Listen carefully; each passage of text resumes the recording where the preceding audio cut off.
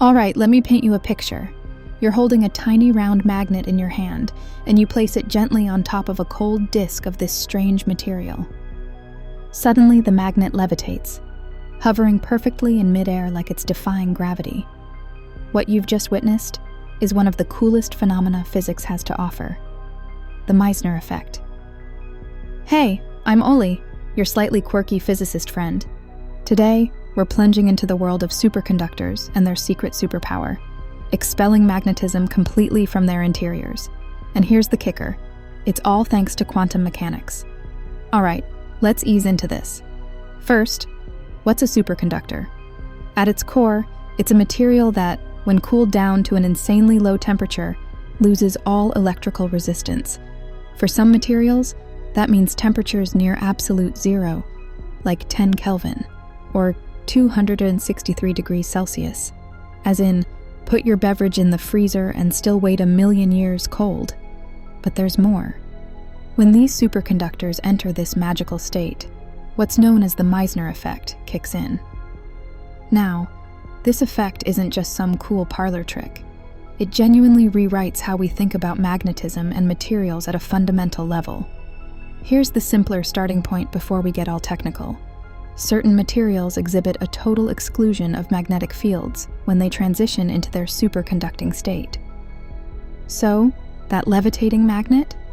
It's not suspended there because of hand-wavy anti-gravity. Nope.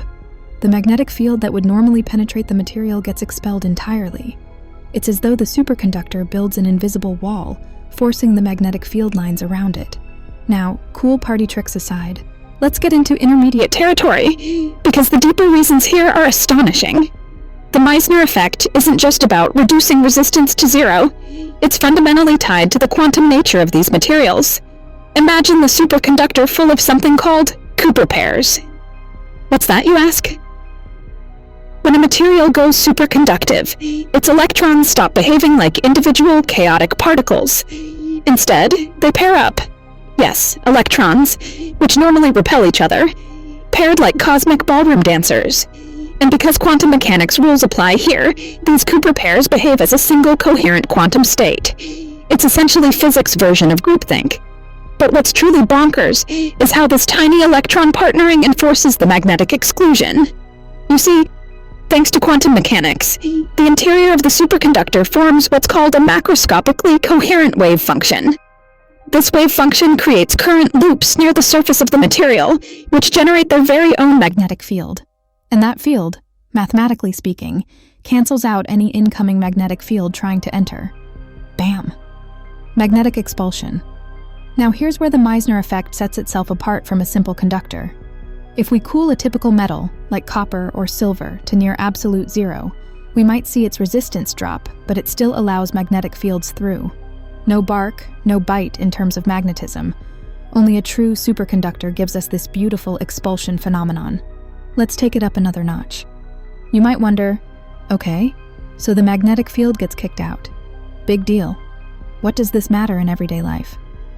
Oh, you'd be surprised.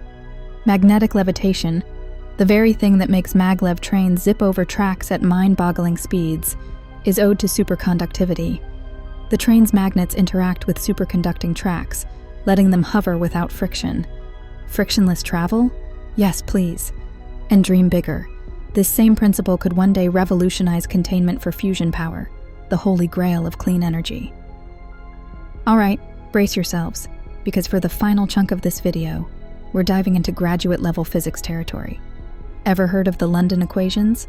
These capture the mathematics of how superconductors generate their countermagnetic fields. They tell us that the magnetic field decays exponentially inside the material over a tiny length scale called the London penetration depth, named, not surprisingly, for the physicist brothers Fritz and Heinz London. What's fascinating about this isn't just the exponential decay itself. It's how this length changes across materials and temperatures, revealing unique quantum properties of each superconductor. And speaking of quantum depths, let's touch on Type 1 versus Type 2 superconductors. Type 1 superconductors eject magnetic fields entirely, so their Meissner state is an all-or-nothing affair.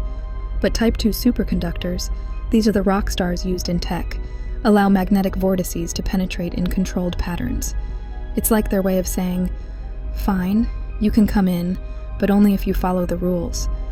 These vortices interact and braid together in mesmerizing patterns, and modern research is focused on using them for advanced technology, like quantum computing.